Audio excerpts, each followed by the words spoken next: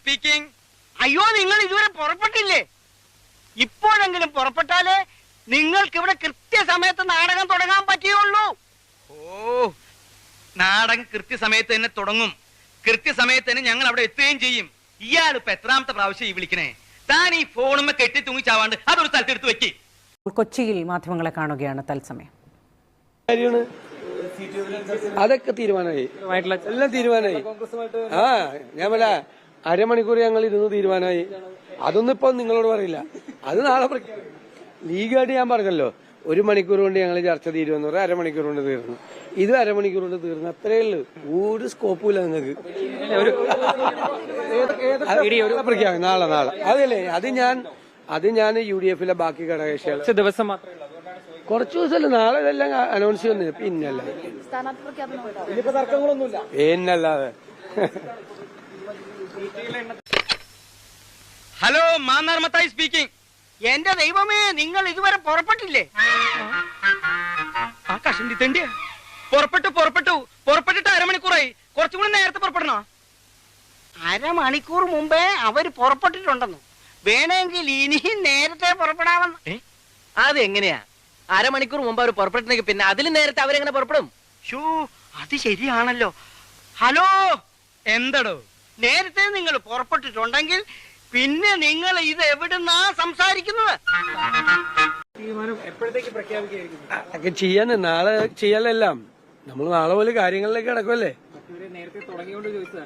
അവരെന്താ തുടങ്ങിയത്? നമ്മൾ 24 മണിക്കൂറിനും പ്രഖ്യാപിക്കുമെന്നല്ലേ പറഞ്ഞിരുന്നത്? അല്ല, അതൊക്കെ ഇലക്ഷൻ നീണ്ടുപോയതുകൊണ്ടല്ലേ. LDF 8-ാം തീയതിയാണല്ലോ പറഞ്ഞിരുന്നത്.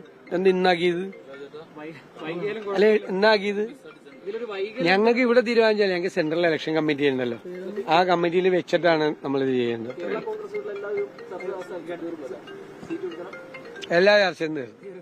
ലീഗും കേരള കോൺഗ്രസും ആയിട്ടുള്ള ചർച്ചകൾ തീർന്നു. ഏതായാലും നിങ്ങൾ അരമണിക്കൂർ മുമ്പേ പുറപ്പെട്ടല്ലോ. വേണമെങ്കിൽ 1 മണിക്കൂർ മുമ്പേ പുറപ്പെടാം. മതിയോ? ആ, പുറപ്പെടും.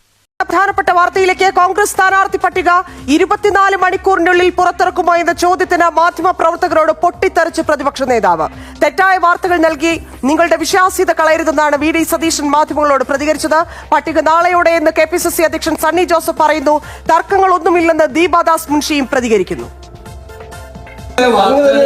നിങ്ങൾ തെറ്റായ വാർത്തകൾ കൊടുത്തോണ്ടിരിക്കുക. നിങ്ങളുടെ ക്രെഡിബിലിറ്റി കളയണ്ട. നിങ്ങൾ തെറ്റായ വാർത്തകൾ പറഞ്ഞുകൊണ്ടിരിക്കുക. ഇതൊന്നും അല്ല കാര്യം. നിങ്ങൾ വഷളായി പറഞ്ഞതാണ്. PR പ്രവീണ ചേരുന്നു. പ്രവീണ, എന്തിനാണ് പ്രതിപക്ഷ നേതാവിന് ഈ രോഷം? മറ്റുള്ളവരുടെ പ്രതികരണത്തിൽ നിന്നുകൂടി നമ്മൾ എന്താണ് മനസ്സിലാക്കേണ്ടത്? പട്ടിക വരാൻ ഇനിയും വൈകുമോ?